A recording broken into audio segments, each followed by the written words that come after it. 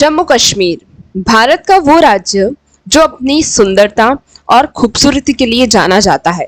हम सभी जानते हैं कि जम्मू और कश्मीर कितना सुंदर है, लेकिन एक स्टूडेंट होने के नाते सिर्फ इतना जानना काफी नहीं है। इसीलिए आज के लेक्चर के अंदर हम जम्मू एंड कश्मीर को उसके कल्चर के पर्सपेक्टिव से, ज्योग्राफिकल, हिस्टोरिकल पर्सपेक्टिव से देखेंगे। हम आज के लेक्चर में जम्मू एंड कश्मीर की आर्ट एंड आर्किटेक्चर के बारे में देखेंगे, उसके फोक डांसेस, उसकी मिडाइवल हिस्ट्री, एंशियंट हिस्ट्री और ब्रिटिश पीरियड की जो हिस्ट्री है उसे एक ही लेक्चर में देखेंगे। साथ ही में यहाँ का कल्चर कैसा है, यहाँ की जो लैंग्वेज है वो कैसी है, इकोनॉमी किस पे बेस्ड है, और साथ ही में पॉपुलेशन और फिजिकल फीचर्स के बारे में डिटेल से पढ़ेंगे। तो लेक्चर को लास्ट तक जरूर देखना। ये पर्टिकुलर लेक्चर जम्मू और कश्मीर को डेडिकेटेड है। राइट, सो स्टार्ट करते हैं।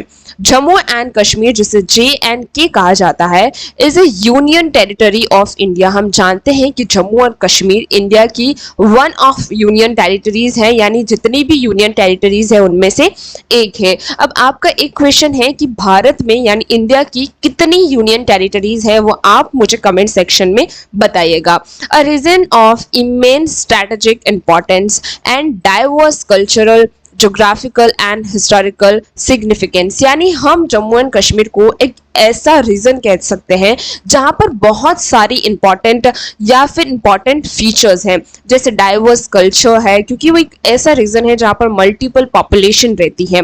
यहाँ की ज्योग्राफिकल फीचर, हम जानते हैं कि जम्मू और कश्मीर कितना सुंदर है। और हिस्टोरिकल सिग्निफिकेंस क्या है, यानी हमारी एंशियंट, मिडाइवल और मॉडर्न हिस्ट्री क्या है, उसे सभी हम आज देखेंगे। शुरू करेंगे हिस्टोरिकल बैकग्राउंड से, यानी सबसे पहले हम जम्मू एंड कश्मीर का हिस्टोरिकल बैकग्राउंड के बारे में पढ़ेंगे। सबसे पहले है एंशियंट हिस्ट्री, यानी Jammu and Kashmir ancient history से कैसे कनेक्टेड है। So Kashmir is believed to be have a very old recorded history, यानी ऐसा कहा जाता है, ऐसा माना जाता है कि कश्मीर जो है वो एक रिकॉर्ड है, यानी जितनी भी ओल्ड हिस्ट्री है उसकी काफी ज्यादा रिकॉर्ड्स हमें यहाँ से मिले हैं। Legend suggest It was once a large lake, सतीसर, drained by ऋषि कश्यप, यानी एंशियंट टाइम पे एक ऋषि थे जिनका नाम था ऋषि कश्यप। उन्होंने एक लेक बनवाई थी जिसका नाम है सतीसर। तो अगर क्वेश्चन पूछा जाए कि सतीसर लेक किसके थ्रू ड्रेन की थी, तो ऋषि कश्यप के द्वारा। Ancient text like Nilamata Purana mention Nagas as the original inhabitant, यानी जो एंशियंट टेक्स्ट है जिसे नीलमंत पुराना कहते हैं, उसमें ऐसा लिखा गया है कि जो नागास थे उस टाइम पे वो कहाँ पर रहते थे, जम्मू एंड कश्मीर के अंदर रहते थे। और Kalhana's Rajatarangini is a significant historical chronicle, यानी एक हिस्टोरिकल क्रॉनिकल जो हमें जम्मू एंड कश्मीर से मिलता है जिसका नाम है रजत रंगीनी, जो कि किसके थ्रू लिखा हुआ है, कल्हानास के थ्रू। तो ये एक एंशियंट हिस्ट्री है, यानी जम्मू एंड कश्मीर से ये हमारा कनेक्शन है, एक एंशियंट क्या है, रिकॉर्डेड जो हमें वहां से मिले हैं। अब बात करते हैं मिडाइवल पीरियड की, यानी मिडाइवल पीरियड कैसा रहा। यानी मिडाइवल में हमें पता है कि रूल यानी डायनेस्टीज और जो एम्पायर्स है वो स्टार्ट हो चुके थे। तो सबसे पहले यहाँ पर हिंदू डायनेस्टी ने क्या किया, राज किया। So rule for the centuries, यानी काफी सेंचुरीज तक उन्होंने क्या किया था, यहाँ पर राज किया है।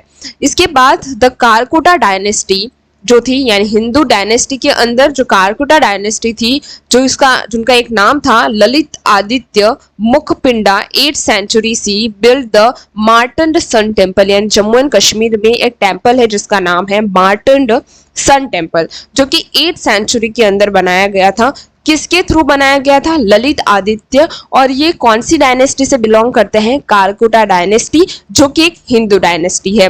हिंदू डायनेस्टी के बाद में मुस्लिम डायनेस्टीज आती है, यानी मुस्लिम रूल जो है वो शुरू होता है। सबसे पहले Shah Mir founded the first Muslim dynasty in Kashmir in 1339, establish Islam, यानी मुस्लिम रूल जो है शाह मीर, जो कि पहले मुस्लिम डायनेस्टी के फाउंडर रहे हैं कश्मीर के अंदर 1339 के अंदर, जिसने इस्लाम का क्या किया था, एस्टैब्लिशमेंट किया था। कहां पर, कश्मीर के अंदर।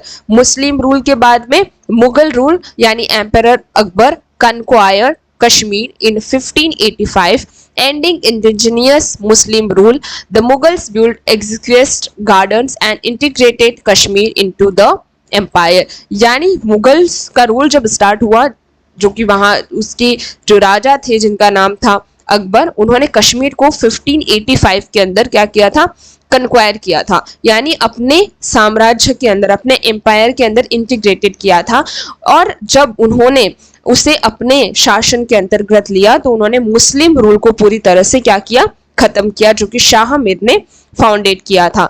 जो मुगल्स हैं, जब उन्होंने अपना यहाँ पर कन्क्वायर करने के बाद काफ़ी गार्डन्स बनाए और कश्मीर को एक एम्पायर के अंदर क्या कर दिया, शामिल कर दिया, जो कि मुगल एम्पायर का एक पार्ट था।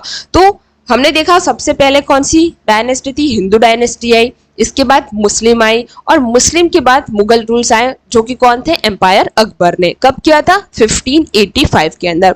इसके बाद आते हैं अफगान्स, यानी मुगल रूल के बाद आते हैं दुर्रानी जिसे कहा जाता है, Afghan rule followed the Mughals in 18th century, यानी जब 18th सेंचुरी के अंदर अफगान्स आए थे तो उन्होंने कश्मीर पे क्या किया था, कन्क्वायर किया था। और इसके बाद सिख रूल आता है, यानी 1819 के अंदर Sikh under Ranjit Singh to control ending the centuries of Muslim rule, यानी उन्होंने, रंजीत सिंह ने 1819 के अंदर सिख जो थे रंजीत सिंह, उन्होंने कश्मीर को अपने अंडर किया था और साथ ही में मुस्लिम रूल को पूरी तरह से खत्म किया था।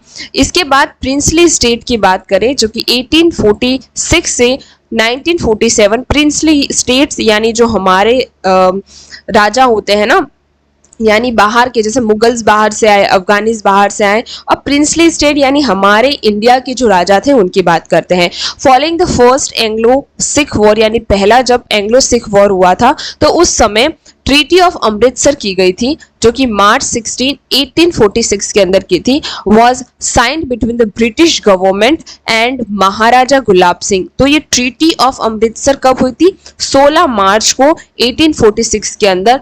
क्यों हुई थी, क्योंकि फर्स्ट एंग्लो सिख वॉर हुआ था उस टाइम पे, और ये किसके बीच में हुई थी, ब्रिटिश गवर्नमेंट और महाराजा गुलाब सिंह के बीच में।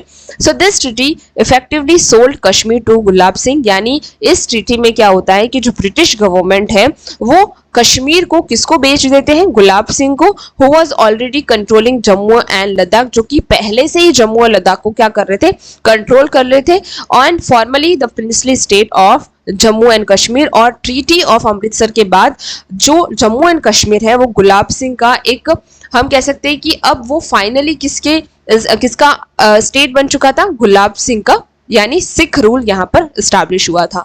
प्रिंसली स्टेट के बाद यहाँ पर डोगरा डायनेस्टी ने भी रूल किया है। तो आपको एक सीक्वेंस से इसे याद रखना है कि सबसे पहले हिंदू डायनेस्टी, फिर मुस्लिम डायनेस्टी, फिर मुगल्स आए, फिर मुगल्स के बाद अफगानीस आए, अफगानीस के बाद में प्रिंसली स्टेट्स, और इसके बाद डोगरा डायनेस्टी। तो एक सीक्वेंस में आपको याद रखना है। ट्रीटी ऑफ अमृतसर कब हुई, किसके बीच हुई, ये भी आपको याद रखना है। अब हम पोस्ट इंडिपेंडेंस यानी 1947 के बाद की बात करते हैं। असेशन टू इंडिया, यानी हमें पता है कि 1947 में जो पाकिस्तान है और इंडिया का क्या हुआ था, पार्टीशन हुआ था। तो जितने भी, जब पार्टीशन हुआ था तो ब्रिटिश ने क्या किया था, सभी जितने भी प्रिंसली स्टेट थे उन्हें कहा था कि अगर आपको इंडिया में रहना है तो आप इंडिया के साथ रहिए, आपको पाकिस्तान के साथ रहना है तो आप पाकिस्तान के साथ रहिए, और अगर आपको इंडिपेंडेंट रहना है तो आप अपना खुद का साम्राज्य बना सकते हैं। तो उस समय के जो राजा थे जिनका नाम था महाराजा हरि सिंह, ना तो वो इंडिया के अंदर आना चाहते थे और ना ही पाकिस्तान के अंदर, और वो एक सेपरेट यानी इंडिपेंडेंट राज्य बनना चाहते थे। तो इसलिए उन्होंने किसी भी तरह का एसेशन नहीं किया था इंडिया के अंदर। लेकिन अक्टूबर 26-27 1947 के अंदर with Pakistan back tribal invaders encroaching, यानी जो पाकिस्तान के जितने भी वहां के ट्राइबल्स थे उन्होंने जम्मू एंड कश्मीर के अंदर क्या कर दिया, इंक्रोच यानी अपना हक जमाना शुरू कर दिया। और उस समय जो महाराजा हरि सिंह थे उन्होंने जो कि जम्मू एंड कश्मीर में रूल कर रहे थे, उन्होंने इंस्ट्रूमेंट ऑफ असेशन यानी भारत के अंदर शामिल होने के लिए एक असेशन, इंस्ट्रूमेंट ऑफ असेशन उन्होंने साइन किया, और वो इंडिया के अंदर फाइनली क्या हो गए, इंटीग्रेटेड हो गए। तो ये पूरी स्टोरी है 1947 की बात की। अब बात करते हैं आर्टिकल 370 एंड 35A की। Indian constitution granted Jammu and Kashmir special status through article 370, यानी जब उन्होंने इंस्ट्रूमेंट ऑफ असेशन साइन किया था महाराजा हरि सिंह ने, तो उन्हें कुछ अलग क्या दिए गए थे, स्पेशल स्टेटस दिए गए थे, जो कि आर्टिकल 370 और 35A के तहत उन्हें दिया गया था। और उसमें क्या था, along with its have its own constitution, यानी उनके अपने कॉन्स्टिट्यूशन होंगे, और 35 आर्टिकल 35A उनके, जिसमें उन्हें परमानेंट रेसिडेंट और कुछ स्पेशल राइट्स दिए गए थे। And this article were intended to be temporary और ट्रांजिशनल, यानी ये जो आर्टिकल थे वो टेम्पररी थे और ट्रांजिशनल थे, यानी ऐसा नहीं था कि इस आर्टिकल को कोई हटा नहीं सकता। तो ये जो 370 और 35A जो आर्टिकल था वो स्पेशल क्या देता था, अधिकार देता था जम्मू कश्मीर को कि उसका एक अलग कॉन्स्टिट्यूशन होगा और उसके कुछ अलग यानी स्पेशल क्या होंगे, राइट्स होंगे। लेकिन अब तो वो हट गया, जिसे हम आगे पढ़ेंगे, एक सीरीज में हम पढ़ रहे हैं इसलिए। इसके बाद कॉन्फ्लिक्ट्स की बात करें, the reason become a subjected contention between India and Pakistan. हम सभी जानते हैं कि आज़ादी के बाद में इंडिया और पाकिस्तान दोनों के बीच में काफी ज्यादा टेंशन रहा है इस पर्टिकुलर रीजन को लेकर, जम्मू एंड कश्मीर को लेकर, क्योंकि दोनों कंट्रीज जो है इस रीजन को क्या करती हैं, मतलब पाकिस्तान जो है वो कहता है कि कश्मीर हमारा है। तो काफी ज्यादा मल्टीपल वॉर्स हुए, जैसे 1947, 1967, 1971 और Kargil 1919 and on going border disputes भी काफी यहाँ पर हुआ है। अब यहाँ पर इंसर्जेंसी की बात करते हैं, यानी from the late 1980s Jammu and Kashmir witness a period of arm insurgency and cross border terrorism. तो हम सभी जानते हैं कि ये जो रीजन रहा है वो बहुत ही ज्यादा, यानी क्रॉस बॉर्डर टेररिज्म, अभी हाल ही में हम देखते हैं पहलगाम अटैक हुआ है, तो ये काफी, ये जो रीजन है जम्मू एंड कश्मीर वाला, बहुत ही सिक्योरिटी ज्यादा होती है यहाँ पर, और जो आर्मी है 24/7 रहती है, क्योंकि ये रीजन थोड़ा सा क्या है, थोड़ा सा इंसर्जेंसी वाला है, यहाँ पर काफी ज्यादा टेररिज्म आते हैं, इसकी वजह से थोड़ा सा यहाँ पर हमें डर लगता है। अब हम जम्मू एंड कश्मीर की हमने हिस्ट्री देख ली अब तक की, अब हम यहाँ की ज्योग्राफी देखेंगे। यानी हम सभी जानते हैं कि जम्मू एंड कश्मीर बहुत ही सुंदर है, लेकिन फिर भी हम इसको और थोड़ा सा डिटेल से पढ़ते हैं, यानी फैक्चुअल फैक्ट्स पे बात करते हैं। सबसे पहले उसकी लोकेशन की बात करें तो ये नॉर्दर्न मोस्ट यूनियन टेरिटरी है इंडिया की, लेकिन अब लद्दाख बन चुकी है। पहले ये नॉर्दर्न मोस्ट थी, लेकिन अब लद्दाख जो है डिवाइड हो गया है। तो primarily located in Himalayan mountain, यानी ये हिमालयन माउंटेन्स के बीच में स्थित है, and it lies west to the Ladakh, और ये लद्दाख के वेस्ट में, और north to the Himachal Pradesh and Punjab, यानी हिमाचल प्रदेश के और पंजाब के नॉर्थ में सिचुएटेड है। अब हम बाउंड्रीज की बात करते हैं, यानी जम्मू एंड कश्मीर को चारों तरफ से कौन कौन से स्टेट जो है वो बाउंड्रीज करते हैं।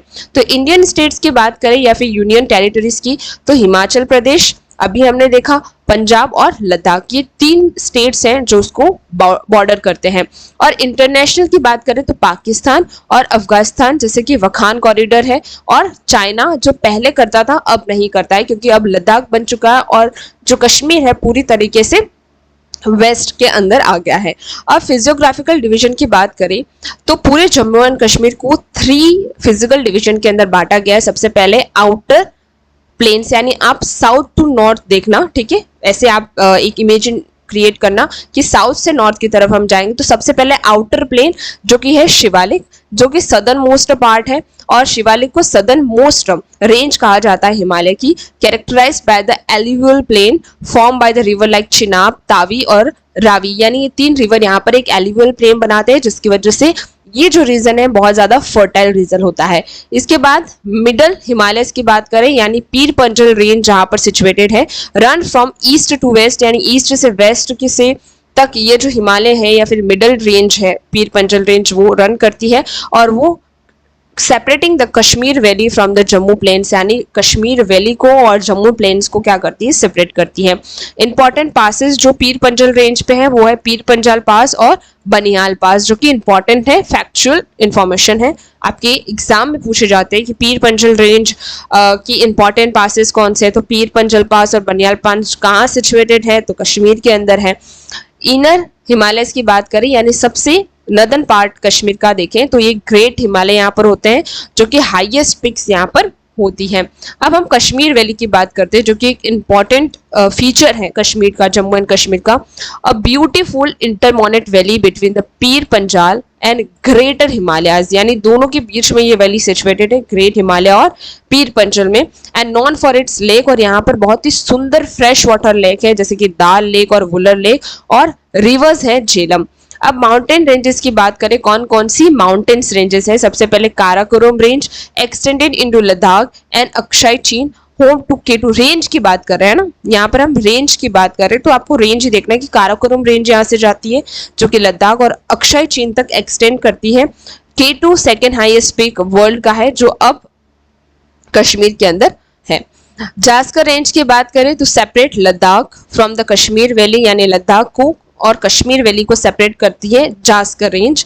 इसकी बात आती है, देखो नॉर्थ से हम साउथ की तरफ जा रहे हैं तो सबसे पहले काराकोरम आई, इसके बाद जास्कर रेंज आई, इसके बाद पीर पंजल रेंज आती है जो कि लेसर हिमालय के अंदर इंपॉर्टेंट रिवर है, और जो सदर्न मोस्ट होती है वो कौन सी होती है? शिवालिक रेंज होती है जो कि आउटर हिमालयाज है। इसके बाद रिवर्स की बात कर रहे हैं तो इंदस, झेलम, चेनाब, रावी और तावी, ये इंपॉर्टेंट रिवर्स यहाँ पर फ्लो करती हैं। लेक्स की बात करें तो दाल लेक, वुलर लेक, दो लेक है जो कि लार्जेस्ट फ्रेश वाटर लेक है इंडिया की। इसके बाद मनसर लेक और सूरिसन लेक यहाँ पर है। अब बात करते हैं यहाँ की क्लाइमेट की। varies significantly from subtropical in Jammu to the temperate in Kashmir Valley and cool arid in Ladakh before separation। यानी अगर क्लाइमेट की बात करें तो यहाँ पर एक सब ट्रॉपिकल क्लाइमेट है जम्मू के अंदर, कश्मीर के अंदर टेम्परेट क्लाइमेट है, और वहीं अगर हम ज़्यादा हाइट पे जाते हैं तो एक कोल्ड अराइड जो हमें मिलता है लद्दाख के अंदर। तो देख रहे हैं कि आप एक पर्टिकुलर रीजन के अंदर, एक पर्टिकुलर स्टेट के अंदर कितनी ज़्यादा वेराइड है, यानी डाइवर्सिटी है क्लाइमेट को लेकर।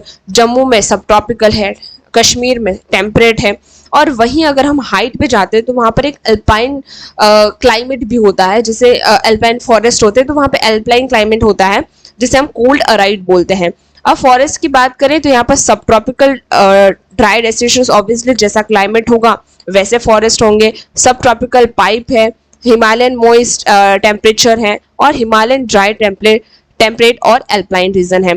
अब बात करते हैं national parks and wild life sanctuaries की। यहाँ पर बात करें तो डंचिंगम नेशनल पार्क है जो कि फेमस है। यहाँ पर किसको कंजर्व किया जाता है, प्रिजर्व किया जाता है? हंगुलू को। और इसके बाद Kishtwar national park, Salim Ali national park. तो ये तीन इंपॉर्टेंट नेशनल पार्क है जो कि सिचुएटेड है कहाँ पर? जम्मू एंड कश्मीर में। अब यहाँ की एडमिनिस्ट्रेशन और पॉलिटी की बात करते हैं, यानी 2019 के बाद की हम बात करेंगे। उससे पहले क्या हो गया, हमने पास्ट में मतलब हिस्ट्री में पढ़ लिया, अब हम पोस्ट यानी 2019 के बाद की बात करते हैं। तो सबसे पहले 2019 में क्या हुआ, आर्टिकल 370 को हटा दिया गया और अगस्त 5, 2019 के अंदर रीऑर्गेनाइजेशन किया था वहां की एडमिनिस्ट्रेटिव सिस्टम और पॉलिटिकल स्ट्रक्चर को। सो ये हम कह सकते हैं इंडियन गवर्नमेंट का एक इंपॉर्टेंट डिसीजन था, एक लैंडमार्क डिसीजन था। अब आर्टिकल 370 और आर्टिकल 35A वॉज अबोगरेटेड हुए, तो कहीं ना कहीं जम्मू और कश्मीर के जो स्पेशल स्टेटस थे वो पूरी तरह से खत्म हो गए थे।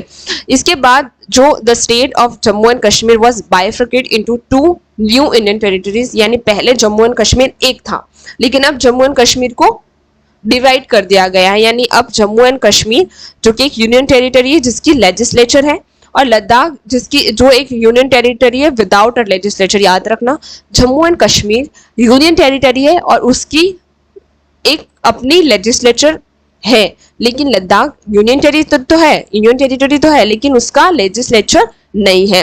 So this brought Jammu and Kashmir fully under the Indian constitution and it's law. यानी जब आर्टिकल 370 को हटा दिया गया तो जम्मू एंड कश्मीर पूरी तरीके से किसके अंदर आ गया, इंडियन कॉन्स्टिट्यूशन के अंदर। और जो भी लॉ हम सभी कंट्रीज पे लगते हैं, हम सभी स्टेट्स पे लगते हैं, वो अब जम्मू एंड कश्मीर पे लगाए जाएंगे। यानी अब उसके लिए कोई सेपरेट कॉन्स्टिट्यूशन नहीं है और कोई स्पेशल राइट्स नहीं है। The supreme court has appealed the abrogation of article 370। अब एडमिनिस्ट्रेटिव डिवीजन की बात करें, the union territory of Jammu and Kashmir divided into 2 division, यानी 2 डिवीजन में सबसे पहले जम्मू डिवीजन और दूसरा है कश्मीर डिवीजन। जैसे कि जम्मू डिवीजन के अंदर 10 डिस्ट्रिक्ट है, कठुआ, जम्मू, सांभा, उधमपुर, रसी, राजौरी, पूंछ, डोडा, रंबन और किश्तवाड़। तो ये 10 डिस्ट्रिक्ट है। वहीं पे कश्मीर के अंदर भी 10 डिस्ट्रिक्ट्स हैं, जैसे अनंतनाग, कुलगम, पुलवामा, सोफियम, बगदम, श्रीनगर, गंदेरबल, बंदीपुरा, बारामूला एंड कुपवारा। अब हम यहाँ पर बात करते हैं उसकी गवर्नेंस की, क्योंकि हम एडमिनिस्ट्रेशन की बात करें तो governor directly by the central government, यानी जो हमारी सेंट्रल गवर्नमेंट है, क्योंकि यूनियन टेरिटरी के अंदर सेंट्रल गवर्नमेंट क्या करती है, डायरेक्ट कंट्रोल करती है और गवर्न भी करती है विद लेफ्टिनेंट गवर्नर। यहाँ पर एक लेफ्टिनेंट गवर्नमेंट होता है जो कि हेड करता है and expected to have its own legislative assembly soon, यानी हम देख रहे हैं कि अब उसकी लेजिस्लेटिव जो असेंबली है वो बहुत जल्दी बनेगी। अब इकोनॉमी की बात करें, देखो हम 2019 की बात कर रहे थे, इसलिए आप समझ लीजिएगा। अब हम इसकी इकोनॉमी की बात करें तो primary service and agri oriented, obviously वहां पर इतना ज़्यादा डेवलप्ड नहीं है, क्योंकि एक तो बहुत ज़्यादा हिमालयाज है, वहां पर हिल्स वैलीज हैं, कोई प्लेन रीजन ज़्यादा नहीं है।